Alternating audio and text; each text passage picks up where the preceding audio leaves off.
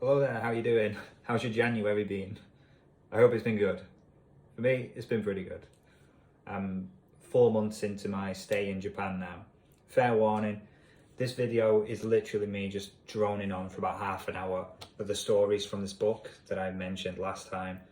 So if you're up for that, then please stick around. If not, then it's probably not worth your time if you're not interested in fairy tales. But I find them fascinating. So fascinating, I can really waffle on endlessly if I don't stop myself. And in fact, I've cut out a bunch of waffle from the beginning of the video to make it much shorter and hopefully less boring than it was. But that's it. I'm just going to talk about this book for half an hour. Okay, it's a bit at the end where I moan about Dragon Ball Z Kakarot being a pretty mediocre game, which is old news. Old news to anybody but me. Anyway, thanks for watching. Take care. I introduced this book last time. I've been reading it kind of on and off. I should be putting more effort into my studies, but like other stuff kind of gets in the way. And not gets in the way isn't the right way of putting it, but I've been busy in other ways. But I thought it might be interesting to share some of the stories from this book. Some of them, I thought it was all Japanese stories, but it's not. So some of them are like this is Power Boy, Monkey and Crab guy who gets carried away by a bunch of ducks. They are Japanese stories. But Jack and the Beanstalk, that's totally familiar.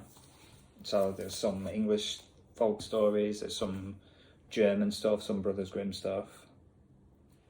And I started keeping notes on what I think the plot of each story is, and then like what's the moral of the story. So maybe I'll share some of those with you now, since that's what I've been spending a lot of time doing this month. Here we go. So, I don't know, let's pick one. No, there we go, Sarukani. Sarukani, monkey, crab. So, that's one from the cover. There's a monkey, here's a crab. Crab's found a rice ball, monkey's found a seed. Great stuff. Here's how the story goes. One day, a crab finds a rice ball, then a mountain monkey appears. The monkey offers to swap the rice ball for a persimmon seed. Without waiting for the crab's reply, the monkey enforces the trade. So it's like, just give me that rice ball, here's the seed. Feeling disappointed, the crab returns home and plants the seed. Through some kind of ritual, the crab makes the seed grow into a tree and bear fruit almost immediately. The monkey appears once again and gathers all the ripe fruit for itself. The crab complains, which you would, wouldn't you? Like, the crab's putting in all the work to grow this, like, fruit tree, and the monkey just shows up and just takes all the fruit. Naughty monkey. The crab complains and the monkey tosses a single fruit, but here's the twist. The fruit flattens the crab, just kills it. You've ever heard a fairy story like this before? It's pretty wild, isn't it? You know, hold on to your butts. From the dead crab, an army of crab babies emerge, seeking revenge on the monkey who killed their mother. Right. I know it's a fairy story, right? The logic of it, people might get on my case if I examine the logic of a fairy story. I know. But there's, like, I'm not saying like animals can't talk or something like that. But there is a certain sense of story logic that I think should exist, regardless of how fantastic your story is. How do the crab babies know what happened to their mother before they were born? It doesn't matter. Maybe they figured it out. Maybe they pieced it together. Maybe they're born like detectives and they figured it out from the crime scene of the flattened crab and the monkey footprints, right? And there's only one monkey, let's say, in the whole island, so they know what happened. Anyway, so from the dead crab, an army of crab babies is born, seeking revenge on the monkey who killed their mother, right? So off they go for revenge. On the way, the crab gathers allies, including a chestnut, a bee, and some cow poo. To reiterate, their allies are a chestnut. When I was reading it, I was like, Kuri, what what is this? And I was asking my girlfriend, like, what? Like, is this some kind of animal or something? Like, I know it's a chestnut, but like, she's like, no, it's a chestnut. It's like, oh, there's not like another. She's like, no, no. In this story, the crabs befriend a chestnut. Fine. It's a fairy tale, isn't it? And if they can befriend a chestnut, then yeah, they can befriend a bee and some poo. Isn't it interesting the way our minds work? Because for me, I'm like, oh, of course they can befriend a bee. No trouble. A crab can be friends with a bee, but befriending a chestnut, that's ridiculous. We're insane. Like, our minds are just wired all wrong. Or mine is anyway. Why am I making that distinction? It doesn't make any sense on any level. A crab can't make friends with a bee any more than it can make friends with a chestnut. So why is one of those things A-okay and the other one's patently ridiculous? And then it makes friends with some poo. Alright, fine. Who cares?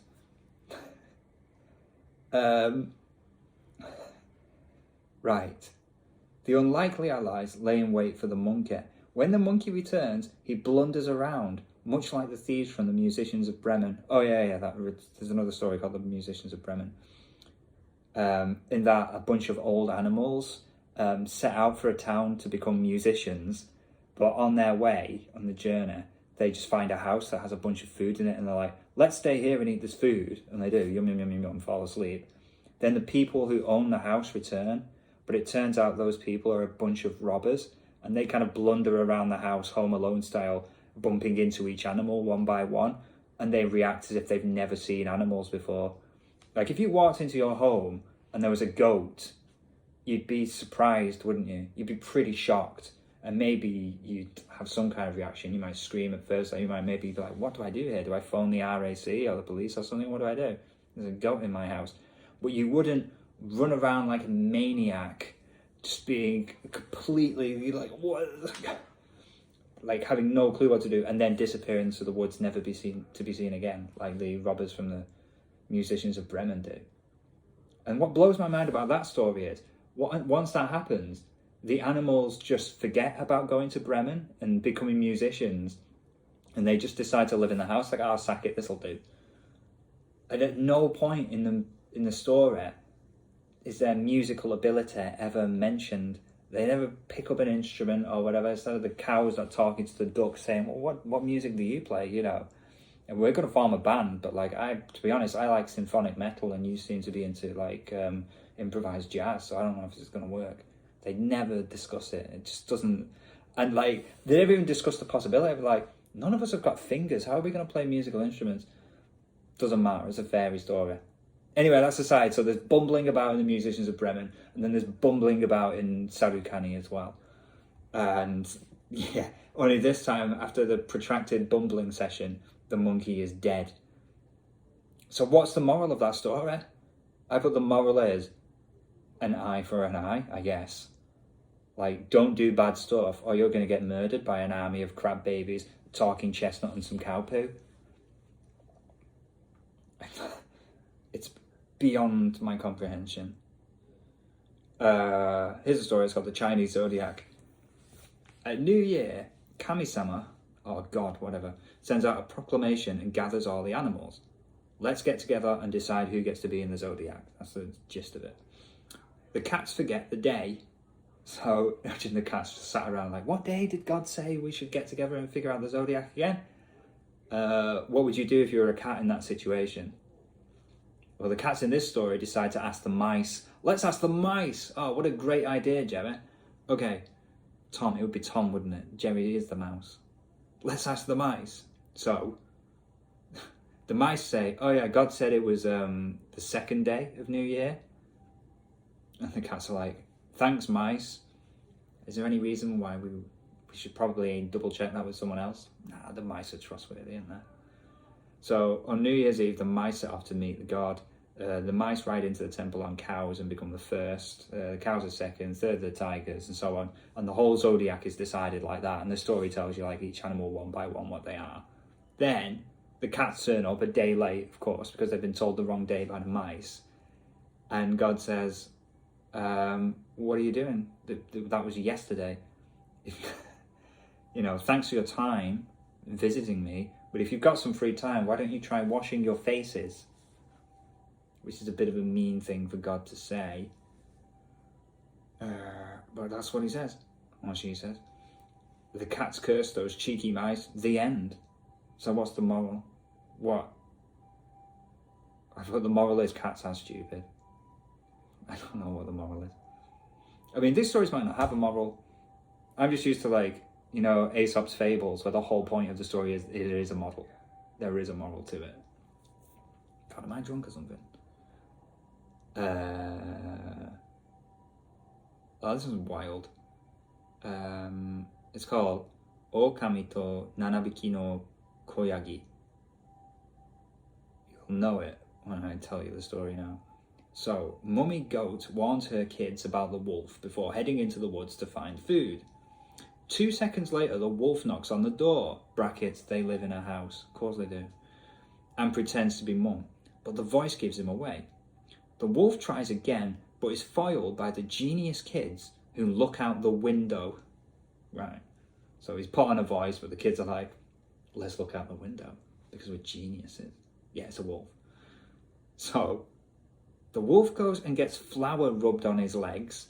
This is enough to fool the goat kids who let the wolf into the house. The kids hide around the house, but the wolf swiftly rounds them up, all but the youngest who hides inside a clock. Feeling full, the wolf has a nap in the garden. Oh yeah, the wolf eats the kids and then goes and naps in the garden. Great. Mum comes home and the little one, the one that was hidden inside the clock, explains what had happened. Seeing the wolf sleeping in the garden, the mum asks for some scissors and a needle and thread. Mum cuts the wolf open, extracts her kids from the wolf's stomach and replaces them with rocks.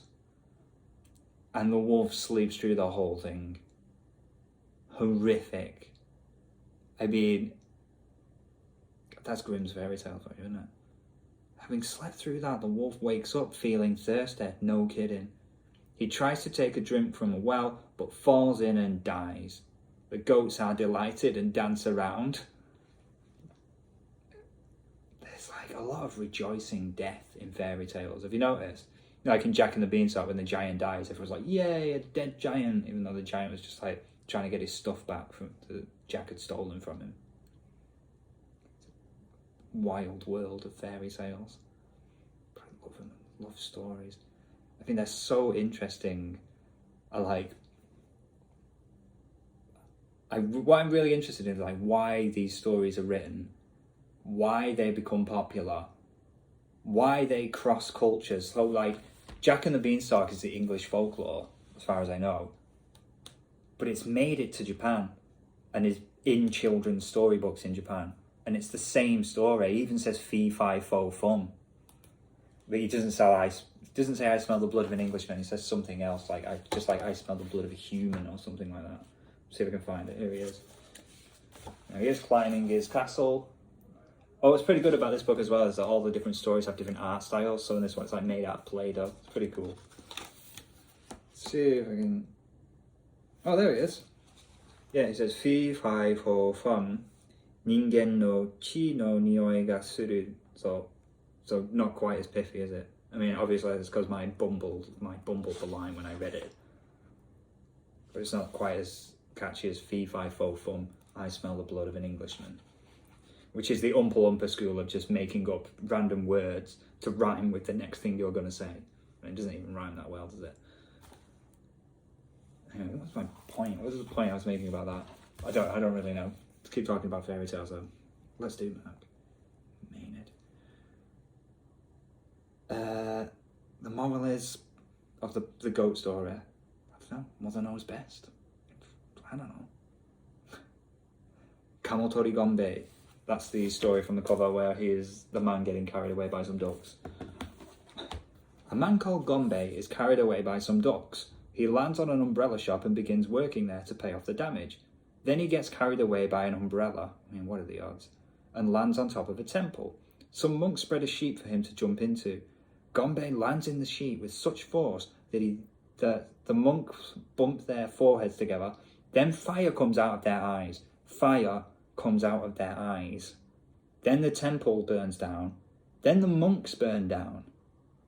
And I've just put in brackets, I should definitely ask someone about this story. And in fact, I did.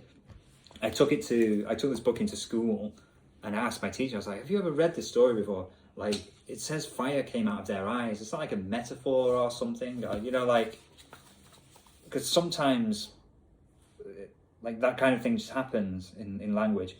Like, if someone's staring at something in wonder, in Japanese they say their eyes become round, or if someone's like shocked or disappointed at something, their eyes become like points. So is fire coming out of someone's eyes, does that signify something or something? And she's like, no, just in the story, fire literally came out of their eyes and burned the town down for whatever reason. It's just not explained in the story because it's a fairy story. But that's the point I was making earlier, and it's like, why? Why did someone write that? And why has it become a popular fairy story? What does it say about the people who write it? What does it say about the people who read it? What do we all take away from that? I really think it's interesting. I really think stories, and especially children's stories, are quite fascinating. Anyway, so I took the book to school, and the teacher actually asked to borrow the book. She gave it me back the next day with this note here. It says, Mark-san, hon arigatou gozaimashita. Thank you for the book. Kamotori Gombe, the name of the story. Hajimete yomimashita. This was her first time reading it. Mark-san mo odeko o butsuketara. If I bump my forehead, me kara hi o dasenai. Don't let fire come out of your eyes. Ne kara hi ga denai you ni ki o tsukete kudasai. Sorry, be careful that fire doesn't come out of your eyes. Be careful so that fire does not come out of your eyes. Wara Chie, which is the name of the teacher. So, thank you for that. There's literally no meaning to it. The fire just came out of their eyes. I think I'm obsessing over a trivial point. Let's do more. Let's do more of these. Tengu no, what's this? Hochiwa, the fan of the Tengu. Right. A lazy guy makes a trade with a Tengu. Tengu is the, you know those masks, those big red masks, and they have a huge long nose like Usopp from One Piece. Yeah, you've seen those things. A lazy guy makes a trade with a Tengu, a piece of bamboo for a magical fan. Not a bad deal, eh? The guy uses the fan to make a lady's nose grow large. Yeah, so apparently the magical fan has the power to make people's noses grow big, like the Tengu. He then uses the fan to return the lady's nose to normal, and the two are married. I mean, back in the day, there's not much else going on, is there? Like, if your daughter is afflicted with a gigantic nose, and then a guy comes along who fixes it, why not pair them off? God, the story, man. The guy becomes bored and makes his own nose so large that it reaches the heavens. There, a god of lightning uses the nose to fix a bridge. It sounds like I'm making this stuff up, but I swear down this is what it says in the book. The end. The moral is, I don't know, that the devil makes work for idle hands? I have no idea what the moral is. Like, don't magically make your own nose like 100 miles long so that a god ties it to a bridge in heaven and you get stuck. My God. Neko no odori. What more, Mark? Yeah, why not? Let's keep going. One day, hand towels begin to mysteriously disappear from our house. While walking home through the woods, an old lady spots a group of cats wearing the towels on their heads and singing and dancing. I wonder if that's a reference to the demon I looked up. Remember when I was staying in Takayama and I had that like experience where I thought I saw a ghost, but it was just a dream. The thing stole my blanket away, and I tried to Google like, is there a yokai that steals your blanket? And the only image I could find was a cat dancing around with a towel on its head. I wonder if that's from this story. Anyway, the old lady spots a group of cats wearing the towels on their heads and singing and dancing. One of the cats is a tiger striped cat who the lady knows. The next day, the lady compliments the striped cat on its dancing and the cat leaves, never to return. The end. What are these stories? What, the moral is, I actually don't know. It's just a question mark. Okay, maybe we'll do one more because I've so many of them. Here we go. This one. Sanmai no Fuda. Oh, the 3 cards. What do you think the story was, Mark? A monk asks a kid to gather flowers on a mountain. He gives the kid 3 talismans to keep him safe. It gets late and the kid gets lost. He finds a house with an old lady and asks to stay the night. The lady agrees, but says there is only 1 futon, so they will have to share. Okay, it's a bit suspicious already, isn't it? The kid wakes up in the middle of the night with a cold, wet feeling on his head. The old lady is a witch. Her mouth is split from ear to ear and wrapped around the boy's head. So it's like trying to eat him. So what happens next? What do you think happens next? I'll give you a few seconds to guess. So he's asleep in a house next to a strange old lady, and he wakes up to find the lady like sucking on his head, and her mouth is open, gaping open like Kuchisake Onna, like literally trying to swallow him like a snake, trying to swallow a mouse. So what happens next? The boy asks to go to the toilet. The witch says, "Go in my hands," like we in my hands. God, this is a flipping story, man. Swear down, this is what it says. The boy refuses. Yeah, I would refuse too. And the witch allows the boy to go to the toilet, but with a rope around his waist. So she's like leading him to the toilet with a rope. Why didn't he just run off to begin with? The kid ties the rope to a post inside the toilet and then just runs off, like gets out the window and runs away. So the witch figures out what's going on and gives chase. The boy uses the magic talismans to protect himself. He throws the cards behind him, and one by one they transform into obstacles which hinder the witch. Those are a sand dune, a river, and a big fire. So he literally just takes the card, throws it, and it turns into a sand dune. And it's not like it's pre-prescribed to do that. The boy chooses. He says, "Become a sand dune," throws it. A big sand dune appears, and the witch, rather than just like going around it, like tries to scramble over it and loses a bunch of time. The witch tries to get through the river. The witch tries to go through the fire. Right. So none of those obstacles work, and the witch chases the boy all the way back to the temple. The monk tells the boy to climb a tree near a well. When the witch looks in the well, she sees the boy's reflection and jumps in after it. She dies. The end. What a story. What a wild story. If you know, there's a lot of like fairy tales of people looking into water and not knowing what a reflection is and getting into trouble. I was told a story in school of a dog who had a bone and was walking home with the bone in his mouth. And as the dog goes over a bridge, it notices its own reflection, but thinks it's another dog in the water. And he looks at his own reflection and sees another dog carrying a bone and thinks, "I want that bone too." And he opens his mouth, of course, to try and take the bone from the dog in his reflection, to try and steal the bone from his own reflection, basically. He's that much of an idiot. But of course, all that happens is he drops the bone into the water and it disappears. And the moral is, well, don't be greedy or you'll end up with nothing, you know, be thankful for what you got. Which is, I think, a pretty universal thing that parents all around the world want to teach their kids, right? Which is why it shows up in fairy stories everywhere and just like kids' books and stories. It's like, don't be greedy. Watch Charlie and the Chocolate Factory. It's in there as well. That message, don't be greedy.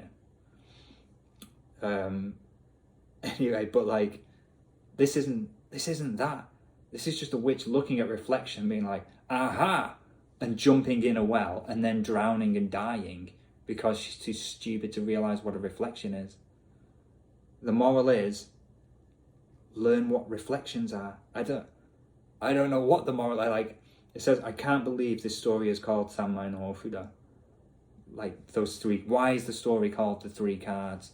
They're worthless in the story. They do nothing. Like, if you remove those cards from the story and just have the boy run from the witch's house to the temple and omit the cards, it changes nothing in the story. It just makes it a little bit shorter. I mean, you could say that maybe the boy wouldn't have made it back to the temple. Maybe the witch would have caught the boy before he made it back to the temple. And, if he didn't have the cards to slow the witch down. But it's a story. Just write it like the boy ran until he reached the temple. And when the witch caught with him, she looked into a well, saw his reflection, jumped in and drowned. She was an idiot. She didn't know. She'd never seen water before. Like, why? Why is the story called Three Cards? It blows my mind. And I know it's back to that thing that I was talking about at the beginning. Like, why am I analysing a fairy story? Because it's fascinating. It's endlessly fascinating. And I'm not like having a go at the story for that. It's not like me going like, well, this story is a load of rubbish, because why is it called? Why did they give it a different title? I'm just interested to know why. Like, what's the significance of the cards in that story? So culturally, like, what are those cards? And I could go and find out, and I probably will. And why those three things? Why a sand dune, a river, and a fire? Are there versions of the story where it's different things? Does this story exist outside of Japan? I've never heard it before. It's fascinating, isn't it? I'm interested to know. Anyway, otherwise it's just I can talk about this kind of stuff for hours and hours. I've got a lot to say about Jack and the Beanstalk because morally it's confusing to me. But that's pretty well trodden ground. What's this? Yeah. I'll stop. There's a guy who swats 9 flies with 1 strike. He's a dressmaker, this guy, and this I'm doing another one. Hitoichi de Kyuhiki or something like that. So like 9 animals in 1 strike. So this dressmaker one day, I think he's in a bar or something, and a bunch of flies buzzing around, and in 1 swipe, takes out 9 flies. And he's like, that's so great. He writes it down on a piece of paper, 9 in 1 strike, puts the paper in his hat. Then he goes off somewhere and has a rest, like under a tree, like what people like to do in fairy stories. While he's resting in the tree, a soldier walks by and he looks at the guy. 9 in 1 strike? Oh my God, this must be like the greatest warrior of all time. Because he didn't write 9 flies, win 9 anything. So the dressmaker finds himself before the king, and the king's like, okay, there are 3 giants that I need you to sort out, since you're such a great warrior, and if you can do it, I'll give you half a kingdom. And if it was me, I'd say, actually, it was 9 flies. I really can't do anything about giants. But your man in the story's like, yeah, I'm your guy. I don't know where that kind of confidence comes from. So he goes off to meet the giants. Let me double check my notes now, just because the order of events is a bit unclear to me. Here we go. He meets the giants and they challenge him to various feats, the last of which is a spaghetti eating contest, just like in that Pixar movie. What's it called? Bruno or something. What's the Pixar movie called where they have to eat spaghetti? Doesn't matter. Anyway, it seems like I've not written down what the tasks were, but they're all stupid tasks, like throwing a stone or something. Yeah, that's right. So the giants, rather than just squishing the guy, be like, go away, squishing him flat, the giants are like, let us challenge your strength. Throwing stones, the giants throw a stone, it goes pretty far. You'd expect they're giants. What your dressmaker guy does is he pulls a bird out of his coat pocket, because on the way to meet the giants he bought a bird. So he pulls a bird and then throws it, and the bird just flies away, of course. So what the giants do is like, hang about, that wasn't a rock, it was a bird, you cheating bastard. And then they split him into paste. That doesn't happen. What happens in the story is he throws the bird, it flies away over the horizon, the giants are like, oh my God, they cannot believe it. So it's like that. The final challenge is eating spaghetti, loads of spaghetti. But what your man does is he just pours it down his shirt, like yum yum yum spaghetti. It's going down his shirt until it looks like he's got a big belly. Like if you stuff a cushion up your belly, up your jumper, just like that. And then he's like, wow, I ate so much food, I better go do some exercise now. And he runs off, and he finds like a lady living in the woods. And then he's like pretends to cut his own stomach open and then take spaghetti out when he's just taken out of his shirt and put it to one side. He's like, now I feel better. And he returns to the giants. They're like, oh my god, what did you do there? The giants subsequently meet this lady, and they ask the lady, like, what happened? What did that kid do? And the lady's like, oh yeah, the kid cut his own stomach open and just took the spaghetti out. And the giant's like, that's a great idea. And they do it, but they do it for real, of course. They slice their own stomachs open. They're like, there's the spaghetti, there's my guts, and I'm dead. All three of them. They all do it at the same time, of course. Not like, John, you try it first and we'll see what happens. No, they all just go for it, hell for leather. Madness. And again, I'm not really attacking the logic of the story there, but the fact that that is the story is wild to me. And it's here in this children's book. How do you know it's a children's book, Mark? Because it's Mama o Hanashiki Kazete. Mum, tell me a story. This is unequivocally a children's book. Wild. What's the moral of that story? I don't know. I think the moral's like fake it till you make it or something. The guy ends up with half the kingdom because he slew the giants. But it seems to me like anyone could have done that. The giants are too stupid to know the difference between a bird and a stone. And they're too stupid to realise that if you cut your own stomach open, you end up dead. God, it's wild. But that's the world I've right. No more now, because I could go on forever. There's 50 stories in this book. I've read a few of them already. But plenty more. So I'll be reading some through February, I can guarantee it. Anyway. What else I want to talk about? I normally talk about games, don't I? God, I love video games. But because I'm living out here in Japan, I have like financial responsibilities now. Like at home, living with my parents, I don't have to pay. Well, I pay a little bit of rent to them, but like, it's not like I'll be on the streets if I can't afford rent. And like, food was basically taken care of and stuff like that. Whereas now it's like, better get some rent, better spend 1,000 yen on a packet of cheese, you know, like, it costs money, it takes money to live. So I've had to cut out non-essential items such as video games. And I've made a list of like games I haven't bought this year, and it's like Persona 3 and 4, the re-release on Switch, Fire Emblem Engage, Disgaea 7. I mean, it's killing me. And look, January, it's flipping January. That's a killer list already. Persona 3 and 4, Fire Emblem Engage, Disgaea 7. For a strategy RPG fan. Oh my god. Anyway, so let's go back. Let's play some backlog stuff. So the game I finished was Dragon Ball Z Kakarot. There's a game, eh? There's a flipping game. I would describe Dragon Ball Kakarot as a moderately entertaining action RPG with shockingly shallow side content. Like, so it's got a kind of open world-ish kind of structure, and you fly around from story mission to story mission. So you're in like whatever the Saiyan Saga, and it'll say Vegeta's over here, go and fight him. Great. But if you want, you can fly around the woods and do some hunting, you know, because if you eat food, it'll boost your stats a little. Like if you eat a meal, then you might get, say, plus 20 to your attack. But your attack is already like 40,000.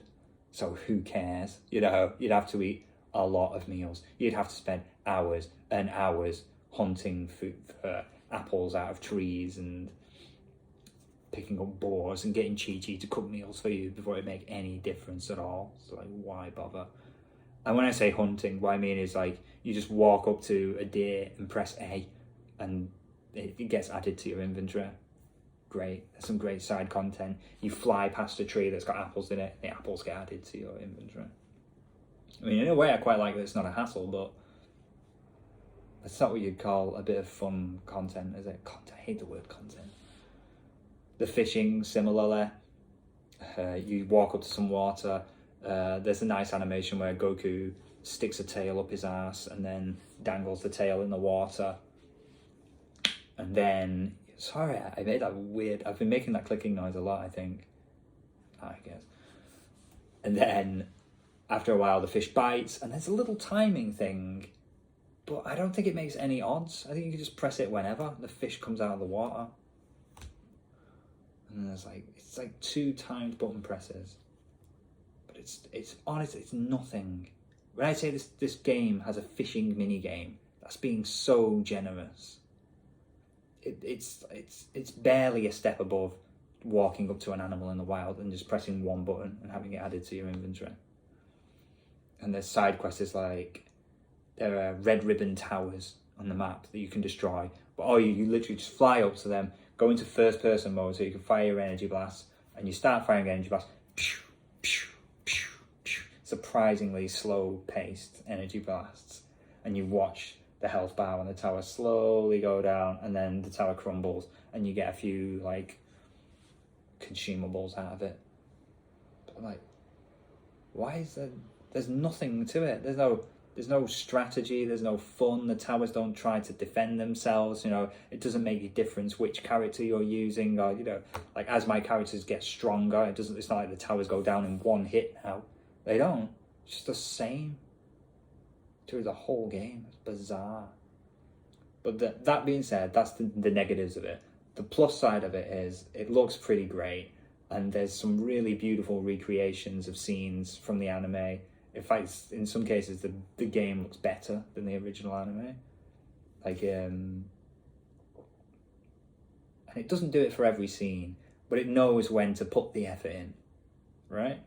Like the scene when Goku turns Super Saiyan for the first time, or where Gohan does the one-handed Kamehameha against Cell. You know, it knows when to put some effort into a big moment, and it pays off in that respect. So, as a kind of love letter to the Dragon Ball Z series, it's not bad as an action RPG, but it is by no means a must-play game. That being said, it's the only game I've finished this year so far. We're only in January, but there's only 12 months in a year. I wasted the first one playing Dragon Ball Z Kakarot in my downtime. It's not a great game, but it is my game of the year so far.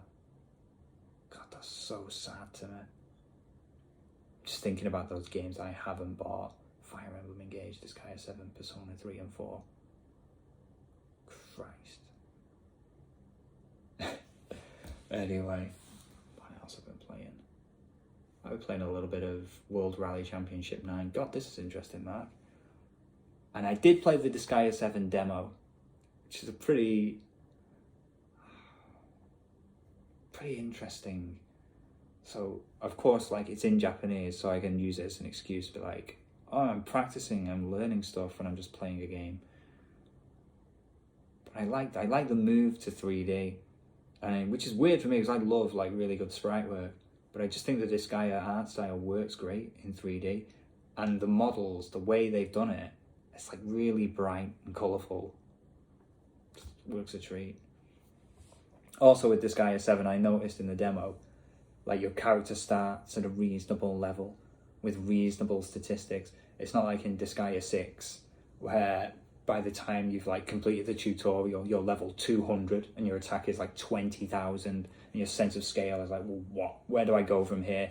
Like realistically, what's the difference between 20,000 and 100,000? Like in terms of how I feel in the character's development. It's very difficult to have a sort of proportionate response to that. Whereas in Disgaea 7, they've gone back to like the older stats. They've reined it in from Disgaea 6, which I think is a smart move. Anyway, I'm sure it's something very few people in the world actually give a damn about. But for me, that's quite important. Anyway, thanks for listening to me ramble on about fairy tale stories, if you have done, if you've stuck around for it. I hope you're doing well. I'll see you again. Well, bye-bye for now. Look at this. I treated myself. I was going to get a copy of Disgaea 7, but I thought it was a bit pricey, so I'll settle for a chocolate bar instead. But check this, a masterclass of packaging. It looks quite good, doesn't it? It's about 100 yen. So I open it up. Oh, hang on. The chocolate bar is also inside a bag. And the bag... Oh, it's quite a bit smaller than the box. Okay, so we've reduced the size a little. But then, oh, hang on. Let's open this up. Oh, the chocolate is then sat in a tray. So it's smaller than the tray, okay. And then individual little pieces. So that's what you wind up with in the end. Look at that. Absolute masterclass in how to package something to make it look like you're getting more than what you are. Anyway, who cares?